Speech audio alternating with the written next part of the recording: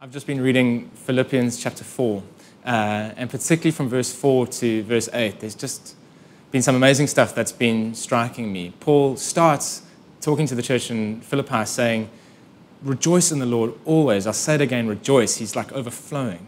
And I just was so aware that everything that comes out of a Christian's mouth in the coming months needs to somehow point towards rejoicing. It's the one thing we can really offer the world with great sensitivity, with great empathy, with great seriousness and dignity. We can still say there is a good, glorious God who's done amazing things.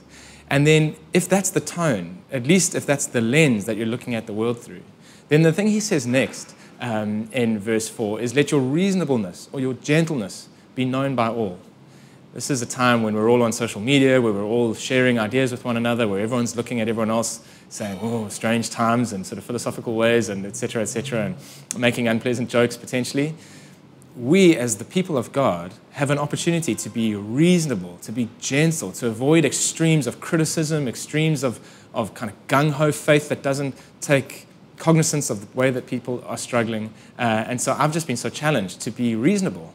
I'm a huge Cyril fan, right? I'm the biggest, most patriotic supporter of our president, and he said amazing things, but I know that some of what he said will be bad news for some people. I need to be reasonable. I need to be able to empathize and understand.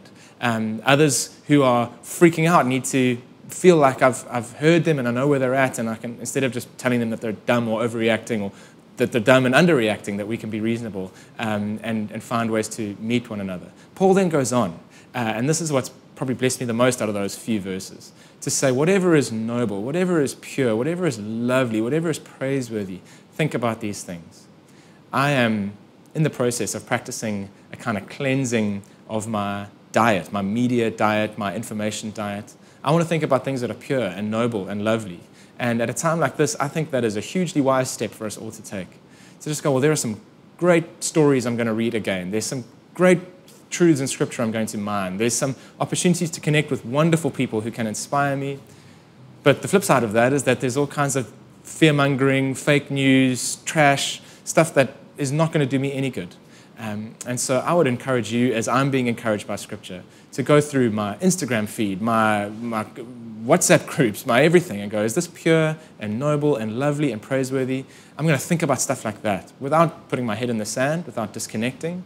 Our president has told us to avoid ignorance and to avoid panic. And so I'm going to do my best to listen to him and pay attention, whether it's on the World Health Organization website or the government's feed. Get the right facts, by all means. But beyond that, let's listen to what Philippians has to say to us about the diet we can choose to give our attention to, because your attention is your greatest resource right now. Use it wisely.